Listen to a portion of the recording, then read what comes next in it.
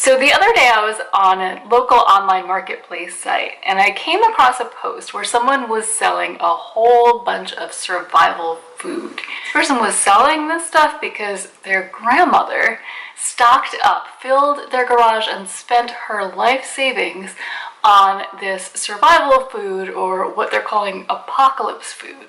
And she bought it from the famous or infamous televangelist Jim Baker. So that got me thinking. I think now is a really good time to talk about spiritual narcissists. So in this video, we're going to talk about spiritual narcissists and cover the 5 things you really need to know.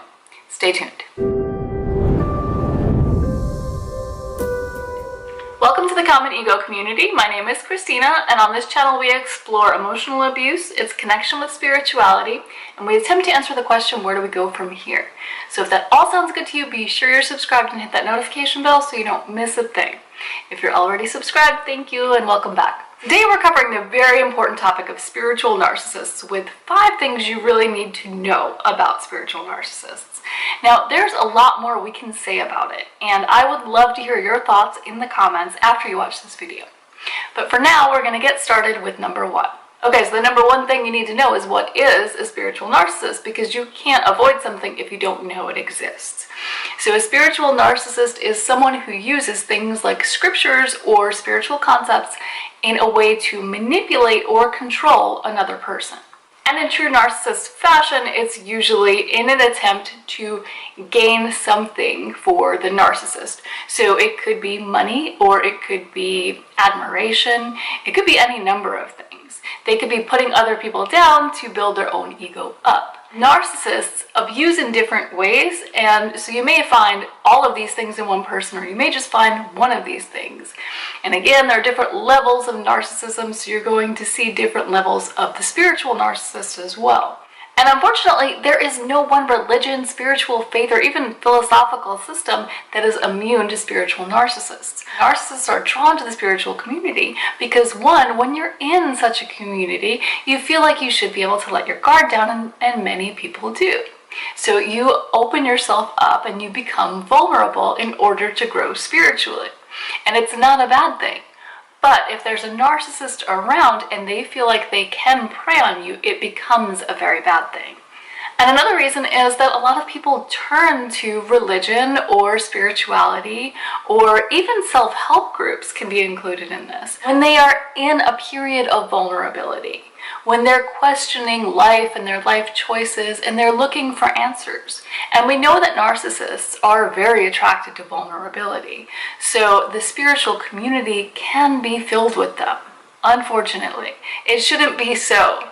It should be illegal, somehow against the law. This should be a safe space. But it is a space just like any other where we have to look out for ourselves and practice that self-care and put up those boundaries. So the second thing that you should know about spiritual narcissists is that because their faith is so often fake, they will jump from one thing to another.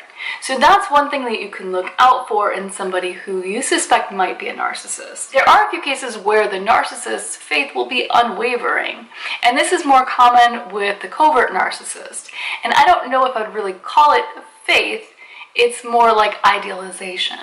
But again, the common thread with spiritual narcissists is that they will use whatever faith that is, or whatever spirituality, or even if it's a self-help philosophy, they'll use that against you. And usually, as is the case with narcissists, they are belligerent about it. They are extremely aggressive. So with a spiritual narcissist, more than with somebody who's just trying to figure things out, with a spiritual narcissist, they will go from one religion and they will be extremely aggressive and trying to, let's say that it's a different religion from yours, or a different spiritual philosophy. Go from that and they'll tell you, you have to, if you don't think my way, you're stupid. If you don't think my way, then this and this and this is going to happen. They'll use tactics like fear and aggression against you. And then you encounter this person in a few months and they've completely changed philosophies, but they are no less belligerent about it. They are pushing this new philosophy just as hard as they pushed the last one. So the third thing you should know about spiritual narcissists is that they see faith as a competition. And this is another way that you can identify spiritual narcissists in your community. So a spiritual narcissist can exist at any and all levels of your community. They can be a new entry to your community and have basically no clout whatsoever, or they could be at the head of it. It could be a pastor or somebody with a lot of power. But what you'll see, and you can kind of tell when someone is a little bit too caught up in the admiration of it. So at whatever level they are, if they're quoting scripture or if they're speaking in a way that seems to be impressing other people, you're going to see that come through. You're going to see them light up, and you're also going to see the reverse. So if somebody else gets that same kind of attention, you're going to see it affect them in a negative way. It's going to be written all over their face, and they're probably going to try to redirect, either discredit that person or redirect the conversation back to them, or a combination of both. So the fourth thing you need to know about a spiritual narcissist is that they live double lives. These are the people who preach all the good things. They preach the good word, but they don't live by it. Now you're going to see this on different levels, and some are more sneaky about it than others. You may have, for example, a religious leader who is the epitome of everything good, everything that he or she preaches. Behind the scenes, these people may have some pretty depraved habits. They may have a porn addiction, they may regularly solicit prostitutes, they may lie, cheat, and steal, and they may do absolutely everything that they preach against. Okay, so the fifth and most important thing you should know about a spiritual narcissist is that they twist the meaning of spiritual words, texts, and scriptures. And they twist these things for their own benefit, obviously, but it can be really, really difficult to tell when it's happening. Because they may actually use the words, but their interpretation of the words and the way they're telling you with such confidence and conviction about what it means and what it means for you, that's where it gets tricky. And they can make you kind of doubt yourself. And this is where I've found, regardless of religion or regardless of spirituality, narcissists who subscribe to self-help philosophies can often use them against other people to justify their own abuse. So I'm going to give you an example of something that was extremely powerful in my life and really helped me shift the focus from the narcissist in my life back to myself. And I've mentioned this in a couple of other videos. So it's a line from the book, The Four Agreements, and it goes something like, somebody can only abuse you as much as you abuse yourself. And I think you see where this is going. It was so powerful for me because I realized that I put up with that stuff because I needed work. But in that moment, that was one of the turning points for me when I realized I needed to start looking within. There's no blame shifting here.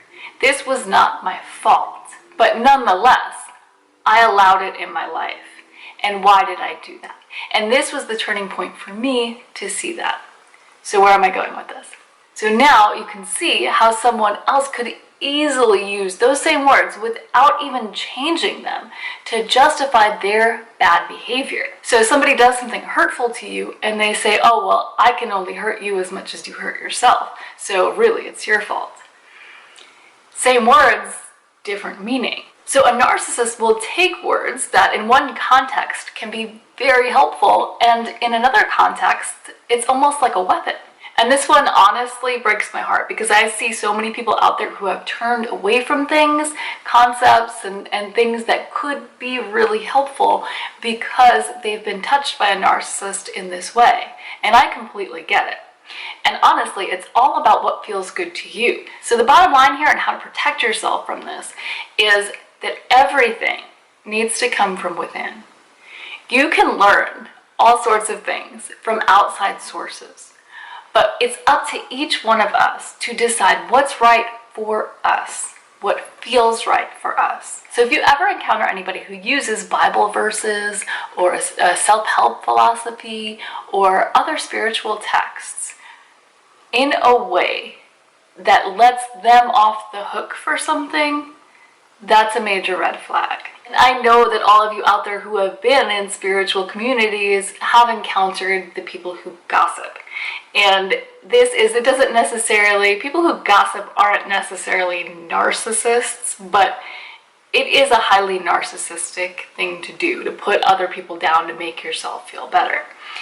But so you may encounter some people who like to gossip, and they like to talk about how other people aren't living the spiritual life. But again, that goes against the whole reason of us going down these journeys, and that's for self-improvement. We're not going down this road so we can improve this person and that person and that person, and we can point out all the things that somebody else is doing wrong. The only time you want to look at what someone else is doing wrong is when it's affecting you. When it's affecting your well-being, or if it feels like someone is trying to trample your boundaries. Then you're getting to a point where you may not feel completely safe around this person. And that's when it really benefits us to pay attention to what that other person is doing as it relates to us. So the last thing I want to touch on is exposing the spiritual narcissist. And I know it's tempting, and it's a very, very personal decision, but I would caution against it, because in the spiritual community especially, you're very likely to encounter, if you encounter a narcissist, you're very likely to encounter flying monkeys. It may be a whole group of flying monkeys or a whole congregation. So again, it's everyone's personal choice on how you want to handle any situation, but I strongly, strongly advise against trying to expose a spiritual narcissist. So now I want to hear your thoughts on what everyone should really know about the spiritual narcissist. I know many of you have encountered them, and I know you have some good information to share. So let us know in the comments. And if you like this video, please let me know by hitting the like button. And if you'd like to see more like it, subscribe and hit that notification bell so you don't miss a thing. And I'll see you next time.